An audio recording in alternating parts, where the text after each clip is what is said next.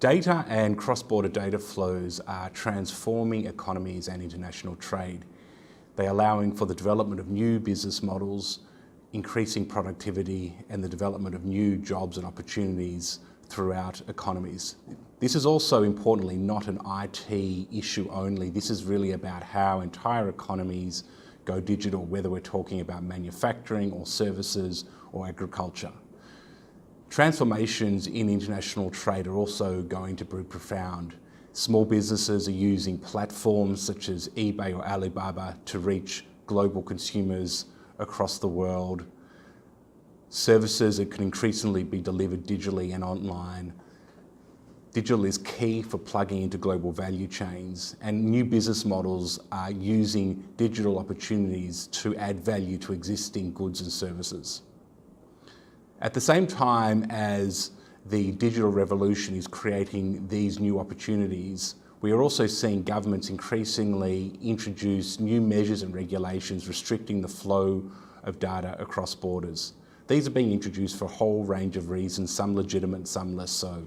For instance, ensuring strong privacy protection is a core legitimate goal for governments, but at the same time, there are various models out there which place different types of restrictions on cross-border data flows.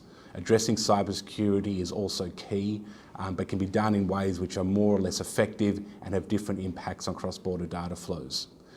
Governments are also intervening in order to enable law enforcement personnel to have rapid access to data, leading to demands for data localisation.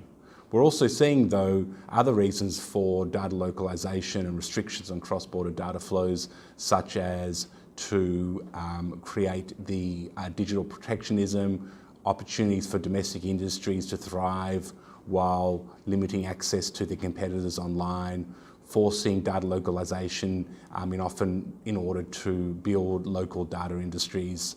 And at times there are calls, often driven by the telecom sector, for regulation of the so-called over-the-top providers, driven by concerns that they are not contributing adequately to the development of local infrastructure.